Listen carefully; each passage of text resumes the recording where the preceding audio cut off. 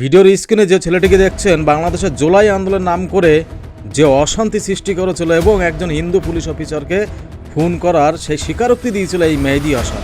সে দিল্লি এয়ারপোর্টে ধরা পড়েছে, তাকে বেইজ্জত করে, তাকে অপমান করে ঘাড় ধরে আবার বাংলাদেশ পাঠিয়ে দেওয়া হচ্ছে। কিন্তু বাংলাদেশের সাধারণ মানুষ যখন মেডিকেল ভিসা দেওয়ার জন্য পাওয়ার জন্য ছটফট করছে, দিন গুনছেন কি করে আসবে, তাদের ক্যান্সেল হয়ে যাচ্ছে। আর এরা কিভাবে অবৈধ পাসপোর্ট তৈরি করছে, এইগুলো এখনই যদি ঠিক না করা হয়, এখনই যদি নজরদারি না করা, একটা বড় সংকেত। কারণ এদের মাথায় সেট হয়ে আছে যে এরা কোনো দুর্ঘটনা ঘটিয়ে দিতে পারলে মানে এরা 72 হুর পেয়ে যাবে, 72 হুরের আশায় ঘুরছে এরা। কিন্তু এর 72 হুরের চক্করে ভারতবর্ষে এসে যদি কোনো দুর্ঘটনা ঘটে তাহলে এবার এটা হচ্ছে বিরাট বড় একটা সংকেত। সব থেকে অবাক করার ব্যাপার এইসব ব্যক্তিদের চিন্তাধারা, এদের চিন্তাধারাই এমন, তারা প্রতিনিয়ত ভারত বিরোধী কথাবার্তা বলে, ভারতের নিন্দা করে এবং যাদের আদর্শ এরাই মানুষ হয়েছে সেই পাকিস্তান।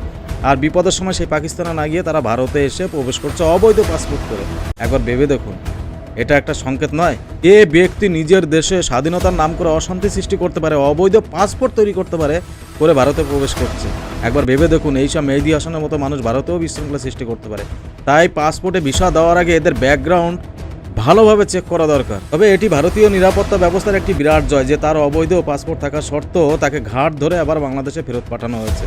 আপনাদের মতামত অবশ্যই জানাবেন। এয়ারপোর্ট থেকে বলছি, আমার সাথে যেসব ঘটনা হয়েছে এটা আমি বাংলাদেশে এসে প্রেস কনফারেন্স করে হয়তো আমাকে বলতে হবে, বাট আমি জানি না আমার সাথে অনেকগুলো অকারেন্স হয়েছে। এখানে আমাকে প্রায় 40 মিনিটের মতো আমাকে পুলিশ কাস্টডিতে আটকে রাখা হয়েছিল।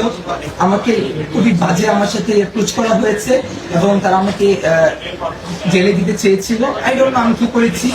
এবং আমি বারবার বলেছিলাম যে if I do any kind of illegal work, আমার দেশের সাথে কন্ট্যাক্ট করেন, এম্বাসির সাথে কথা বলেন, আমার কান্ট্রি গভর্নমেন্টের সাথে কথা বলেন, বাট কেউ কিচ্ছু শোনে নাই। তারা আমার সাথে খুবই বাজে আচরণ করেছে। আমার 12টা 40-এর ফ্লাইট, আমি জানি ধরতে পারবো কিনা এখন। সাডেনলি আমাকে এখন